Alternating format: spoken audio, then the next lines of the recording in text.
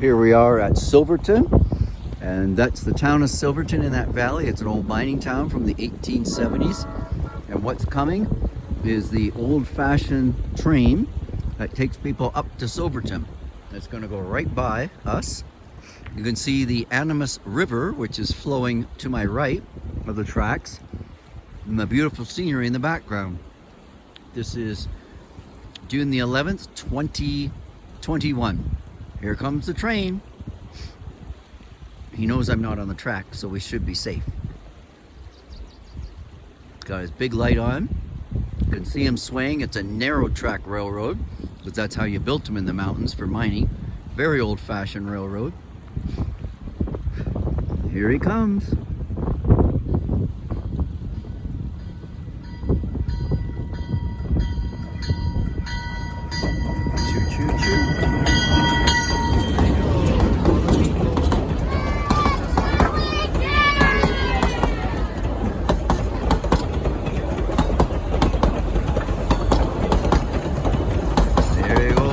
Train cars. That one says Rio Grande. Indoors and outdoors. And there it goes down the road. Oh, there's Pam. We're having our lunch here. That's pretty neat, huh? Yep.